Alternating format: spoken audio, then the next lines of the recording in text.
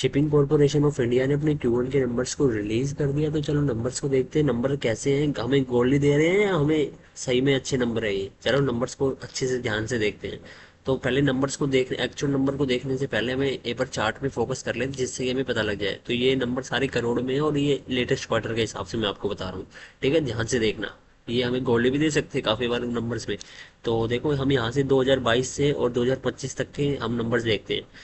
तो जो ये ब्लू कलर में है वो सेल्स है और रेड कलर में एक्सपेंसेस है। तो ब्लू कलर में देखते हैं तो सेल्स लगातार कंपनी की बढ़ ही नहीं रही, जितनी है उतनी की उतनी है, क्योंकि कोई परवाही नहीं है सेल्स को बढ़ाना भी है गिराना भी है, कुछ भी परवाही नहीं है। सेल्स उतनी की उतनी बनी हुई है, कोई वो नहीं है। पिछले 3 क्वार्टर से सेम टू सेम सी सेल चल रही है। और जो नेट प्रॉफिट यहाँ पर एक्सपेंसेस है वो भी सेम सेम से चल रहे हैं, कोई वो ज़्यादा ऊपर नीचे नहीं है, थोड़ा मोड़ा ऊपर नीचे होता है बस। ठीक है। और अगर ऑपरेटिंग प्रॉफिट और नेट प्रॉफिट देखें, ऑपरेटिंग प्रॉफिट मतलब जो मेन बिजनेस से जो यहाँ पर कंपनी को आता है वो ऑपरेटिंग प्रॉफिट कितना आता है देखो, जो ब्लू कलर में है। तो यहाँ से देखते हैं, तो यहाँ से देखो तो यहाँ पर वैसे एक डबल भी नहीं हुआ है ये। कितने साल हो गया 2022 से कंपनी को 249 करोड़ 489 करोड़। तो ये देखो यहाँ से पिछले क्वार्टर के यहाँ से। ठीक है, तो यहाँ पर कंपनी का ये ऑपरेटिंग प्रॉफिट रहा। और ये ऐसे करके पिछले 3 क्वार्टर से तो ग्रो हुआ है नेट प्रॉफिट। बट ये देखो, ये तो यहाँ 2023 में भी था यही प्रॉफिट, अब ये भी यहाँ यहाँ पर ही प्रॉफिट है। कुछ कंपनी प्रॉफिट बढ़ा नहीं रही है इतना खास, टैक्स परसेंटेज नॉर्मल है। अदर इनकम और इंटरेस्ट देखते हैं तो अदर इनकम है इनकी, ये अच्छी खासी आ रही है। अदर इनकम में कोई वो नहीं है कमी। यहाँ पर देखो लगातार जो ब्लू कलर में है वो अच्छा, जो ये ऊपर ज़्यादा आती है वो अच्छी बात है, क्योंकि इन्होंने कहीं इन्वेस्टमेंट कर रखी है। और इंटरेस्ट यहाँ पर कम से कम रहना चाहिए, तो कंपनी का इंटरेस्ट उतना का उतना ये थोड़ा मोड़ा कम है। ठीक है, तो यहाँ पर हमने यहाँ पर नंबर्स चार्ट में देख लिए हैं। अब हम चलते हैं यहाँ पर। तो यहाँ पर देखो जो ऑपरेटिंग प्रॉफिट है उसको देखते हैं ईयर ऑन ईयर बेसिस पे।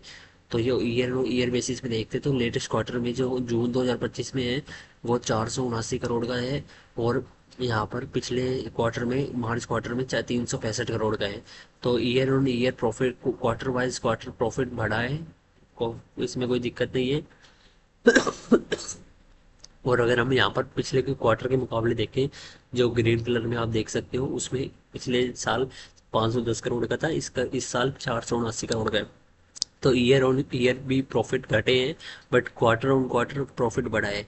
तो बट ईयर ऑन ईयर हमें देखनी चाहिए क्योंकि सीजनल सेल होती है। ठीक है। उसके बाद में अगर हम नेट प्रॉफिट देखते हैं तो नेट प्रॉफिट कंपनी का यहाँ पर पिछले क्वार्टर के मुकाबले बढ़ा है।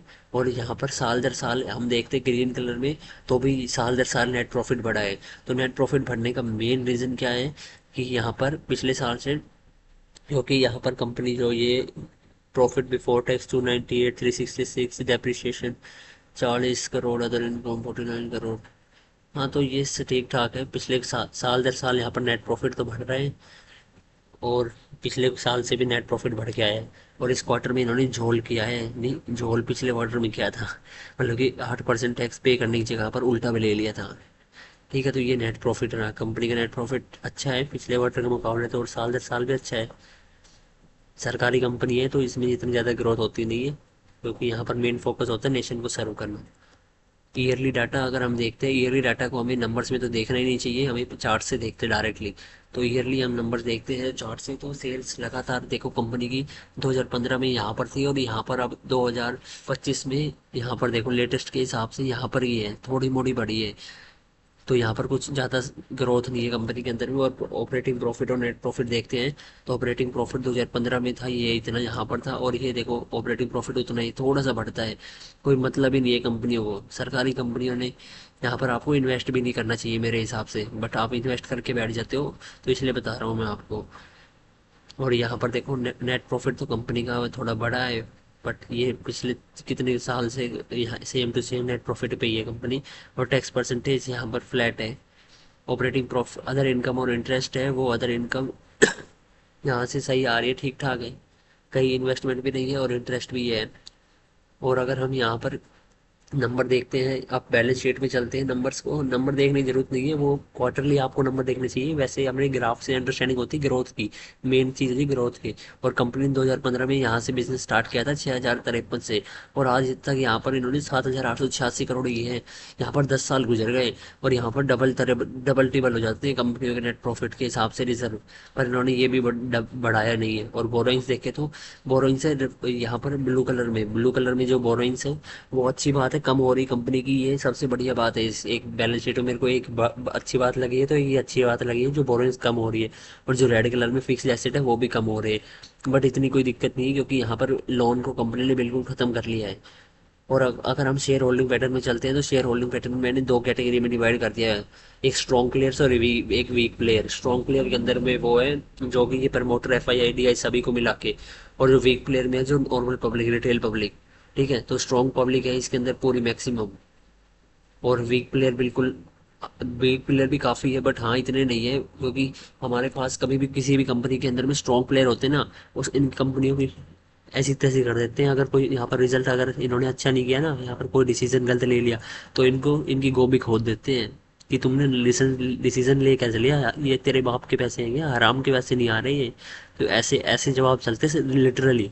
तुम अगर मैं मिस यूज़ कर रहा हूँ तो भाई ऐसी लैंग्वेज चलती है।